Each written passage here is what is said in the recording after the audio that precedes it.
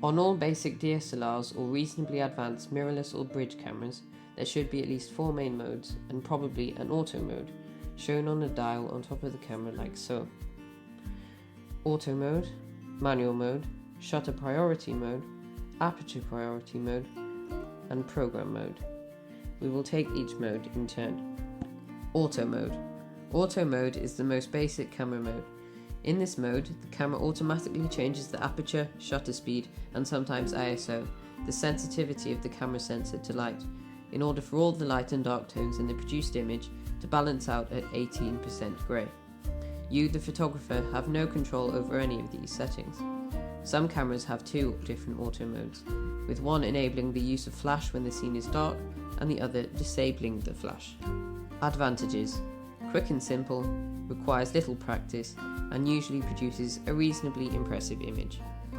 Disadvantages: does not give you any control, you cannot intentionally blur any motion or definitely freeze a moving subject as the camera changes the shutter speed. You cannot change depth of field. When to use: when you want to be able to take a reasonably impressive photo quickly without any faff or complicated pre-planning, such as taking snaps on holiday.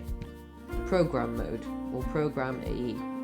Program mode, sometimes also known as Program AE, is quite similar to auto mode, but differs in the way that it hands more control to the photographer.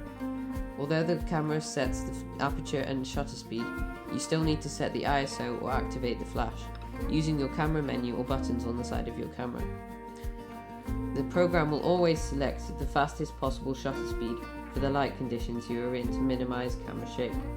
If movement is being unintentionally blurred in your image or camera shake is clearly visible, raise the ISO. However, the increased sensitivity of the sensor will lead to electronic interference showing up on the image as noise. Advantages: quick and simple, requires little practice, usually produces a reasonably impressive image, added benefit of allowing you to change some settings. Disadvantages: little or no control over aperture and shutter speed. When to use: when you want to be able to take a reasonably impressive photo quickly while still having some control over simple settings like ISO.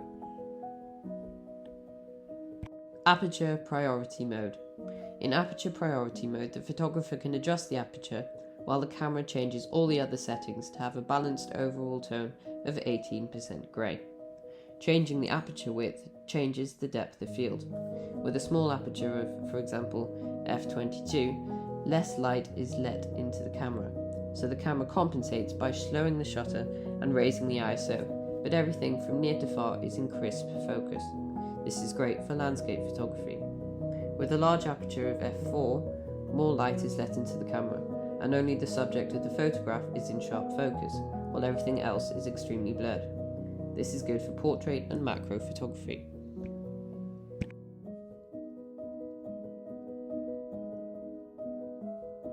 Advantages: allows you to precisely adjust the aperture to get the desired depth of field.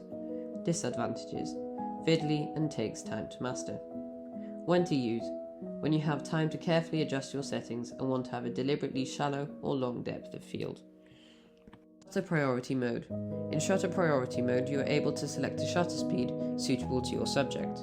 A very fast shutter speed, generally between 1/3200th and 1/250th, will freeze rapid motion, and a slower shutter speed may cause blur.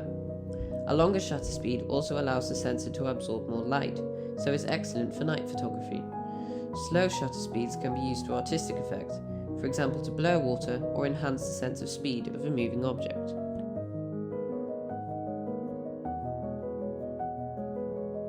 Advantages: enables artistic blur or crisp images of moving subjects. Disadvantages: it's fiddly again. When to use: when you want to freeze something or have a tripod and want to have some blur in your image. Now this is the tricky one. Manual mode. Manual mode allows you to independently adjust shutter speed, ISO and aperture. Step 1. Set your aperture based on depth of field considerations. Do you want a shallow depth of field, low f-stop, or a long depth of field, large f-stop? Step 2. Set your shutter speed for sharpness or artistic blur.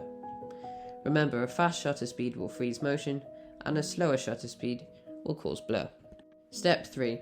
Set your ISO and adjust your shutter speed or aperture for the best exposure. A slower shutter speed means the sensor absorbs more light, resulting in a brighter image. Start by setting your ISO to its lowest value. This is generally ISO 100, but could be ISO 160, ISO 200, or ISO 50, depending on your camera. Doing this will ensure the lowest noise levels on the final image. Next, simply point your camera at the scene you want to photograph and carefully observe the exposure bar at the bottom of your viewfinder. If the bar is showing underexposure, skewed to the left, you'll need to increase your ISO until you get a centered exposure bar. Alternatively, if you're worried about high ISO noise effects, you can lower the shutter speed or widen the aperture. If the bar is showing overexposure, skewed to the right, you'll need to either increase your shutter speed or narrow your aperture until you get a balanced exposure bar. Which setting you adjust doesn't really matter. The key is to preserve any creative effects you want to produce.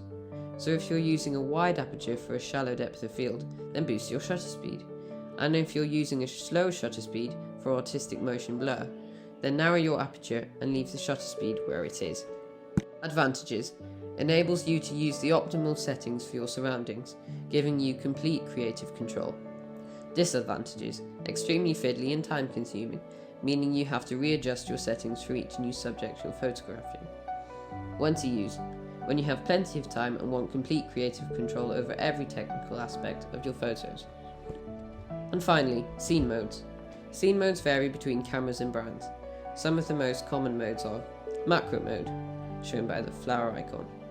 Unless you are using a specific macro lens, or maybe a 100mm lens, this mode will not give you the true macro magnification ratio of 1:1, meaning the subject of the photograph appears life-size on the camera sensor, but it will automatically set the minimum focus distance and a largest aperture, resulting in a blurred background. Landscape mode automatically sets smallest possible aperture, hence long depth of field, and boosts contrast and saturation. Portrait mode. This mode softens skin tones, warms the image, sets a large aperture for a blurred background. Sports mode sets fast shutter speed to freeze rapid movement. Can be used for any moving subject. You do not always need to use this scene mode for its specific purpose, as many scene modes are useful for other photo opportunities where you want to quickly use the same settings. For example, if you want vivid colours and a small aperture or long depth of field, landscape mode will be perfectly simple. Okay, that's all from me for now, but please do follow me and take a look at my website.